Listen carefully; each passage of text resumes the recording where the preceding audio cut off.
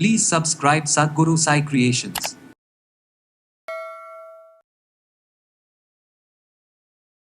காலில் இருக்கக்கூடிய veins, varicose veins அப்படின்னு நம்ம சொல்கிறோம்.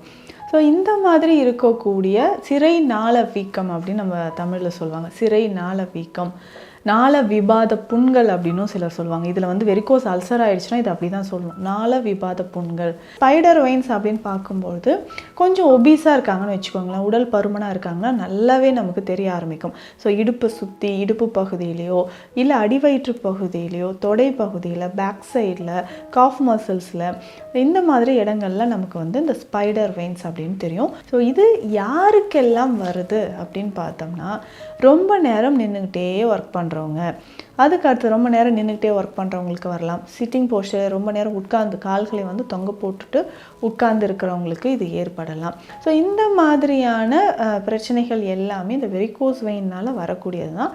ஸோ இந்த வெரிகோஸ் வெயின் வந்து சரியாகிறதுக்கு சில விஷயங்களை நம்ம நேச்சுரலாக ஃபாலோ பண்ணாலே அதிலே நமக்கு குணமாக ஆரம்பிச்சிடும்.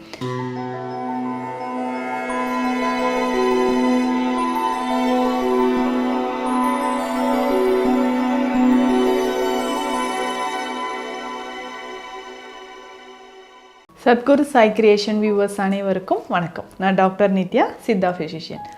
காலில் இருக்கக்கூடிய வெயின்ஸ், வெரிகோஸ் வெயின்ஸ் அப்படின்னு நம்ம சொல்கிறோம். ஸோ இந்த மாதிரி இருக்கக்கூடிய சிரை நாள வீக்கம் அப்படின்னு நம்ம தமிழில் சொல்லுவாங்க. சிரை நாள வீக்கம், நாள விபாத புண்கள் அப்படின்னும் சிலர் சொல்லுவாங்க. இதில் வந்து வெரிகோஸ் அல்சர் ஆயிடுச்சுன்னா இது அப்படி தான் சொல்லணும், நாள விபாத புண்கள். இந்த வெரிகோஸ் வெயின்ஸ் அப்படின்னு சொல்கிறது பெரும்பாலும் இன்றைக்கி ஆண்களாக இருந்தாலும் பெண்களாக இருந்தாலும் நிறைய பேருக்கு நம்ம பார்க்குறோம். டியூரிங் ப்ரெக்னன்சி டைமில், ஸோ அந்த மாதிரி இருக்கக்கூடிய ப்ரெக்னன்சி டைமில் நிறைய பெண்களுக்கு ஸோ லோயர் அப்டாமனில், அடிவயிற்று பகுதியில் இருக்கும், தைஸில், தொடை பகுதியில் இருக்கும். சிலருக்கு வந்து என்னென்னா பேக்கில், தைஸ் பின்னாடி ஃபுல்லாக இருக்கும். ஸோ அந்த காஃப் மசில் இருக்குது இல்லைங்களா, அந்த இடத்துலையுமே இருக்கும். ஆனால் நம்ம கவனிக்காமலே விட்டுருவோம். எத்தனை வருஷமாக எனக்கு இருக்குன்னு தெரியலைங்க. ஏன்னா இது வந்து ஒரு பெயின்லெஸ் நேச்சர் அப்படின்னு சொல்லலாம். பெயினே நமக்கு எந்த பெயினும் தெரியாது, மைல்டாக நமக்கு ஸ்டார்ட் ஆகும்.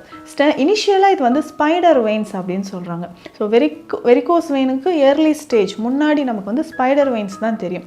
இது வந்து நல்ல டார்க் ரெட் கலர்லேயோ இல்லை நமக்கு ஒரு மாதிரி ப்ளூ அண்ட் பிளாக் இந்த கலர்லேயோ நமக்கு வந்து ஸ்பைடர் வெயின்ஸ் வந்து லைட்டாக லைன்ஸ் மாதிரி நமக்கு சின்ன சின்னதாக தெரிய ஆரம்பிக்கும், கிராக்ஸ் விழுந்த மாதிரி தெரிய ஆரம்பிக்கும்.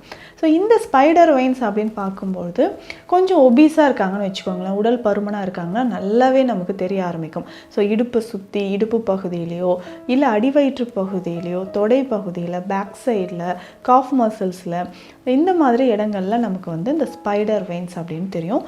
பொதுவாக இந்த வெரிகோஸ் வெயின் நம்ம உடலில் லோயர் லிம்ஸில், தொப்புளுக்கு கீழே இருக்கக்கூடிய பகுதிகளில் தான் அதிகமாக தெரியுது.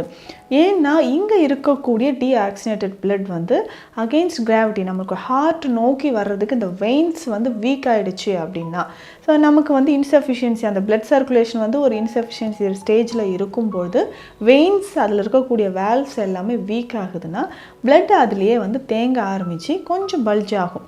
ஸோ இந்த சமயத்தில் தான் நமக்கு என்னென்னா அந்த வீனஸ் ட்ரைனேஜ் ஏற்படும் போது, ட்ரைனேஜ் சரியாக இல்லாத போது அங்கே வந்து பிளட் தேங்கி தேங்கி நமக்கு வெரிகோஸ் வெயின் வந்து பல்ஜ் ஆகி நமக்கு தெரிய ஆரம்பிக்கும். ஸோ இது யாருக்கெல்லாம் வருது அப்படின்னு பார்த்தோம்னா, ரொம்ப நேரம் நின்றுக்கிட்டே ஒர்க் பண்ணுறவங்க, அதுக்கடுத்து ரொம்ப நேரம் நின்றுக்கிட்டே ஒர்க் பண்ணுறவங்களுக்கு வரலாம். சிட்டிங் போஸ்டர், ரொம்ப நேரம் உட்கார்ந்து கால்களை வந்து தொங்க போட்டுட்டு உட்கார்ந்து இருக்கிறவங்களுக்கு இது ஏற்படலாம். ஒபிசிட்டி, அதிகமான உடல் பருமன், நேச்சுரலாகவே லோயர் அப்டாமன் கீழே, அதாவது அடிவயிற்றுக்கு கீழே இருக்கக்கூடிய கால் பகுதிகளில் இரத்த ஓட்டம் சரியாக இல்லாத நபர்களுக்கு இந்த மாதிரி ஏற்படுது. ஸோ இந்த மாதிரியான பிரச்சனைகள் எல்லாமே இந்த வெரிகோஸ் வெயினால் வரக்கூடியது தான். ஸோ இந்த வெரிகோஸ் வெயின் வந்து சரியாகிறதுக்கு சில விஷயங்களை நம்ம நேச்சுரலாக ஃபாலோ பண்ணாலே அதிலே நமக்கு குணமாக ஆரம்பிச்சிடும். ஸோ இந்த வெரிகோஸ் வெயின் நாளடைவில் என்னாகும், முக்கியமாக சுகர் பேஷண்ட்ஸ், சர்க்கரை நோயாளிகள் ரொம்ப ரொம்ப ரொம்ப கவனமாக இருக்கணும். ஏன்னா ஏற்கனவே நமக்கு இரத்த ஓட்டம் வந்து குறைவாக இருக்கும். அதே மாதிரி கால் பாதங்களில் நரம்புகளும் பாதிப்பு இருக்கும்போது வெரிகோஸ் வெயின் வந்து ப்ராப்ளம் ஏற்படுறதுக்கு நிறைய வாய்ப்புகள் இருக்குது. அது வந்து வெரிகோஸ் அல்சராக நமக்கு மாறுது. ஸோ அந்த மாதிரி மாறும்பொழுது நமக்கு என்ன ஆகுதுன்னா கால் பாதங்கள்லையோ இல்லை அந்த காஃப் மசில்ஸ் கிட்டேயோ நமக்கு அல்சர் புண்கள் ஏற்பட்டு ஆறாமல் நிறைய பேர் இதனால் அவதிப்படுவாங்க. இந்த வெரிகோஸ் வெயின் இருக்குன்னா சின்ன சின்ன எக்ஸசைஸ் ரொம்ப முக்கியம். உடல் எடை குறைக்கிறது ரொம்ப அவசியமான ஒரு விஷயம். அதே மாதிரி பிபி, நம்ம உடலில் பிளட் ப்ரெஷர் எந்த மாதிரி இருக்குது, ஸோ பிளட் ப்ரெஷரை வந்து மெயின்டைன் பண்ணும்போது தான் நமக்கு இந்த வெரிகோஸ் வெயின் ப்ராப்ளமும் குறைய ஆரம்பிக்கும். ஸோ சுகர் லெவல் வந்து கரெக்டாக நம்ம வைக்கும்போது, ஸோ பார்டர் லைனில் இருக்கா இல்லை நமக்கு கண்ட்ரோலில் இருக்கா, சுகர் வந்து கண்ட்ரோலில் இருக்கான்னு அப்பப்போ நம்ம செக் பண்ணிக்கணும். ஸோ ஒருவேளை நமக்கு இப்போவே ஸ்பைடர் வெயின்ஸ் இருக்குன்னும்போது அதுக்கான சிகிச்சை வந்து ஏர்லி ஸ்டேஜ்லேயே ஸ்டார்ட் பண்ணிக்கணும்.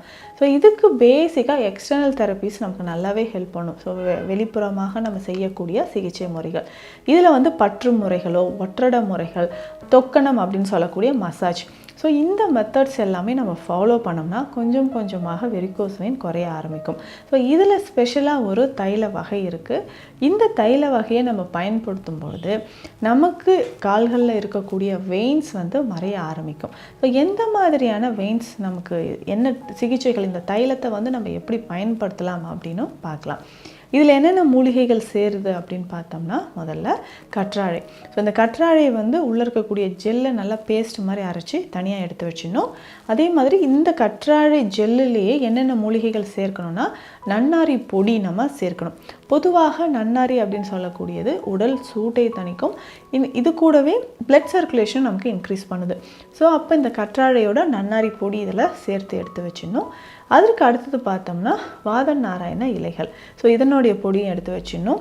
அதுக்கப்புறம் பார்த்தோம்னா குங்குளியம், ஸோ வெள்ளை குங்குளியம், ஸோ அந்த வெள்ளை குங்குளியம் பொடியும் நம்ம இதனோட சேர்த்து எடுத்து வச்சிடணும். ஸோ இது எல்லாமே ஒன்று சேர்த்து நம்ம தைலமாக காய்ச்சணும். ரொம்ப சிம்பிள் தான். இந்த தைலம் காய்ச்சி கொஞ்சம் சூடாக இருக்கும்போதே கற்பூரம் வந்து இதில் கொஞ்சம் சேர்த்துடணும். ஸோ கற்பூரம் சேர்க்கும்போது கொஞ்சம் கொஞ்சமாக நம்ம உடலில் இருக்கக்கூடிய அந்த வெயின்ஸ் கொஞ்சம் பல்ஜாக இருக்கு இல்லையா, அது எல்லாமே குறைந்து ரத்த ஓட்டம் நமக்கு அதிகமாக ஆரம்பிக்கும். ஸோ இதை வந்து ஜென்டிலாக நம்ம வந்து ஸ்பைடர் வெயின்ஸ் இருக்கும்போதே அந்த இடத்துல நம்ம அப்ளை பண்ணிக்கிட்டே வரணும். இது பண்ணிகிட்டே வரும்போது அந்த வெரிகோஸ் வெயின் தடிமனாக இருக்கிறது குறைய ஆரம்பிக்கும். நமக்கே தெரியும். ஸோ கொஞ்ச நாளுக்கு அப்புறம் அது டிஸப்பியர் ஆகிருக்கும். ஓகே, இந்த ஸ்பைடர் வெயின்ஸ்லாம் குறைஞ்சிருச்சு அப்படின்னு நினைப்போம். இதற்கு அடுத்தது வந்து பார்த்தோம்னா பற்று மருந்து சொல்கிறது. சித்த மருத்துவத்தில் இருக்கக்கூடிய நிறைய பற்று மருந்துகள் இருக்குது. ஸோ மரமஞ்சள் பற்று, மூசாம்பர பற்று இருக்குது, ஜாதிக்காய் பற்று இருக்குது. ஸோ இந்த மாதிரி பற்று மருந்துகளை கடைகள்லேயே இருக்கும். வாங்கிட்டு வந்து இது வந்து கற்றாழை சாறு இல்லைனா தக்காளி சாறு. தக்காளி வந்து காயாக இருந்ததுன்னா ரொம்ப நல்லது. ஸோ தக்காளி காயை வந்து நம்ம அரைச்சி சாறு எடுத்து இந்த பற்றுல போட்டு நல்லா கலந்து நம்ம கால்களில் மூட்டுக்களில் எங்கெல்லாம் நமக்கு வெரிகோஸ் வெயின் பாதிப்பு இருக்கோ அந்த இடங்கள்ல நம்ம பற்று போட்டுக்கிட்டே வரலாம். ஸோ இந்த மாதிரி பற்று போடும்போது கொஞ்சம் கொஞ்சமாக நம்ம உடலில் இருக்கக்கூடிய அந்த வெரிகோஸ் வெயின் குறைய ஆரம்பிக்கும். ஸோ இன்டர்னலாக உள்பிரயோகமாக நம்ம சாப்பிடக்கூடிய மெடிசன் அப்படின்னு சொல்கிறது நம்ம ரத்தத்தை சுத்தம் பண்ணக்கூடிய, சுத்தி செய்யக்கூடிய மருந்துகளாக இருந்தால் அதுதான் வந்து இந்த வெரிகோஸ் வெயினை வந்து நமக்கு குறைய ஆரம்பிக்கும். சரி, அப்படி இருக்கும்போது இந்த பிளட் பியூரிஃபிகேஷனுக்காக என்னென்ன எடுக்கலாம் முக்கியமாக பார்த்தோம்னா, இந்த நுணா அப்படின்னு சொல்கிறோம் இல்லைங்களா, மஞ்சனத்தி. ஸோ இந்த மஞ்சனத்தி குடிநீரை நம்ம பயன்படுத்தலாம். ஸோ நுணா மரப்பட்டை, அதனுடைய இலைகள் எல்லாமே சேர்த்து, இல்லை நுணா வந்து உங்கள் வீட்டு அருகிலோ எங்கேயாவது கிடைச்சதுன்னா அந்த பட்டையோ இல்லை இலைகளையோ கஷாயமாக வைத்து குடிக்கலாம்.